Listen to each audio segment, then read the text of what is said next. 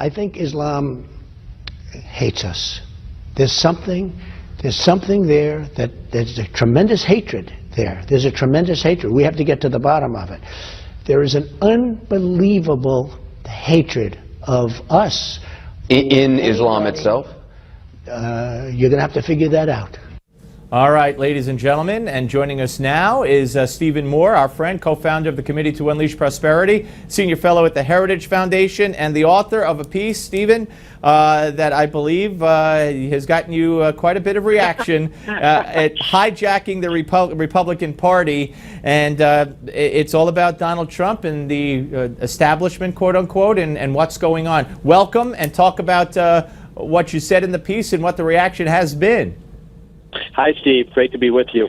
You know, I first should say that I really don't have a horse in this race. I love John Kasich, and I like Ted Cruz, and you know, there's some things I like about Donald Trump and some things I really strongly disagree with him about. The point I was making in my article is that, look, the Trump voters, the voters, not Donald Trump, the people who are going out to vote for him, you know, when you go to a Trump rally, have you been to any of these rallies that he's at? I have not, no. I've watched them up close. If you get a chance, Steve, do it. It's really an amazing cultural phenomenon. I mean, first of all, you know, thousands and thousands of people show up, and these are great patriotic Americans. These are people who wave the flag, and they're soccer moms, and they're construction workers, and they're school teachers, and a lot of minorities, and people. I've met a lot of bikers, you know, motorcycle bikers, and so on. And these are people who are not usually politically engaged, who Trump has really brought into the party. And the point of my article is, wow, this is a good thing, isn't it? Aren't these the voters that, you know, have loved the party since Reagan,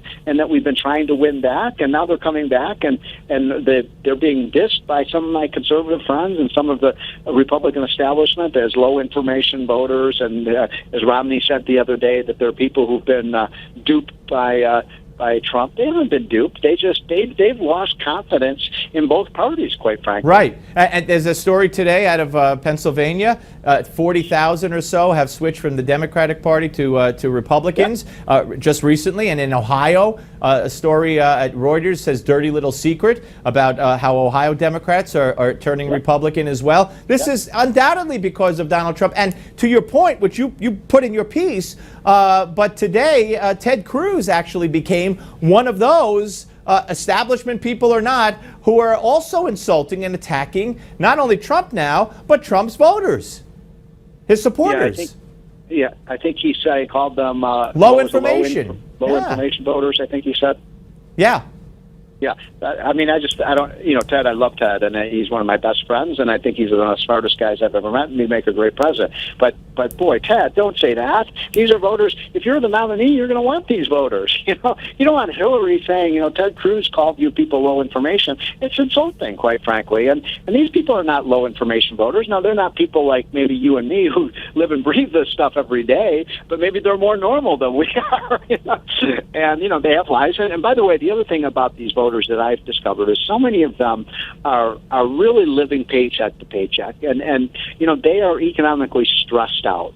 They're stressed out, and they want somebody who's going to help their financial situation by getting the jobs back. And I don't know if Trump's, you know, agenda will do that. I think he's got a good tax plan. I don't think tariffs are the right idea. But, you know, he's speaking the language that really appeals to Well, that's it, Stephen. Just not to interrupt, but, you know, we hear so much about his Muslim policy and his immigration policy and, of course, the wall. But when push comes to shove and the exit polls are done in the primary states that have taken place, we see that the economy is the main concern on the minds of the voters who have voted for Donald Trump. And I was going to ask you if you think that, you know, that he can, in fact, help turn this around. Does creating jobs in the private sector, to the extent that he has, does that translate if he were to become, you know, the chief executive officer of the United States? Well, we will see. I mean, I think he will be pro-business. Now, he's not ideological. He's a deal maker. He'll make deals as conservatives that might drive you and me crazy. But I think he you know, look, this is the point I would wish some of my conservative friends would be making. You know, he's been called a fascist. He's been called a Nazi. Hitler, all these things. But here's the thing.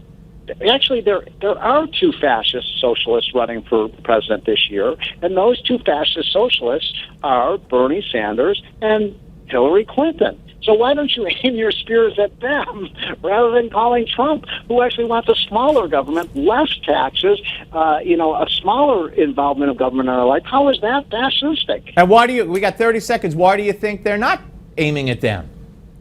Because he is a huge threat to the corrupt Republican establishment. They are terrified of him. Some of them would rather have Hillary Clinton be in office than to have someone topple over their Republican dynasty of power.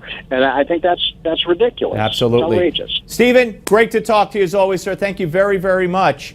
Up next, folks, take care. Give Me 5 is next, folks. If you keep it where it is, as they say, don't go away.